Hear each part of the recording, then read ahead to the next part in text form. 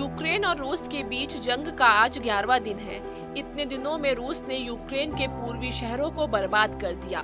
President Zelensky लगातार आम लोगों से बंदूकें उठाने की अपील कर रहे हैं। 1 लाख से ज्यादा लोग सामने भी आए हैं, लेकिन प्रॉपर ट्रेनिंग की कमी के चलते उनकी भी सीमाएं हैं।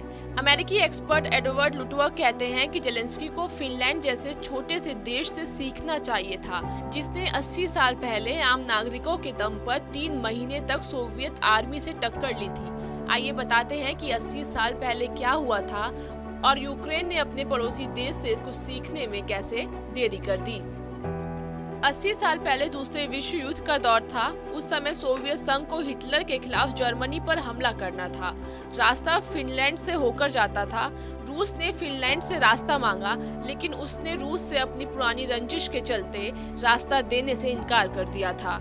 इस पर रूस ने फिनलैंड पर चढ़ाई कर दी। 1939 में फिनलैंड और सोवियत संघ के बीच हुए इस युद्ध को विंटर वॉर के नाम से जाना जाता है। इस युद्ध में फिनलैंड के आम लोगों की गोरिल्ला सेना ने मिसाल कायम की। फिन्स गोरिल्ला मॉडल के मुताबिक दुश्मन देश की फौज को अपने देश की सीमाओं के अंदर आने से रोकना नहीं है, बल्कि उनका इंतजार करना है। जैसे ही उनके टैंकों का आगे बढ़ना रुके, सोल्जर्स टॉयलेट के लिए या खाना बनाने और आराम करने के लिए बाहर आए। बस उन पर टूट पड़ो, उन्हें घेर कर मार दो। 1914 में फर्स्ट वर्ल्ड वॉर के दौरान जर्मनी ने फिनलैंड के युवाओं को मिलिट्री ट्रेनिंग दी थी। उस समय फिनलैंड सोवियत संघ के कब्जे में था और आजाद होने की कोशिश में लगा था। फिनलैंड के स्टूडेंट ने हल्ला बोल दिया।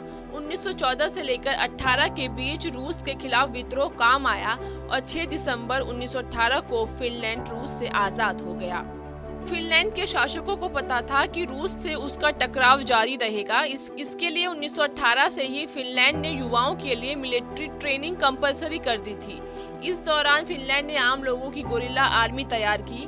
1939 में रूस ने फिनलैंड पर फिर अटैक किया, लेकिन फिनलैंड पूरी तरह तैयार था। एक छोटा सा देश जिसकी सेना सोवियत संघ के सामने मुट्ठी भर से ज्यादा नहीं थी, उसने अपने आम लोगों के बल पर रूस को टक्कर दी।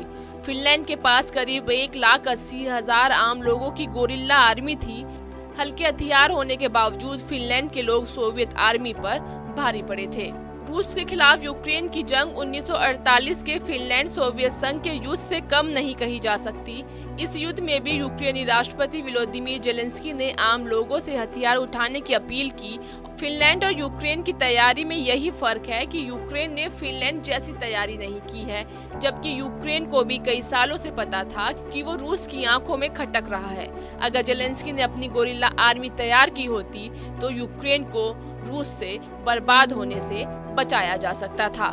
ये वीडियो आपको कैसी लगी कमेंट सेक्शन में जरूर बताएं।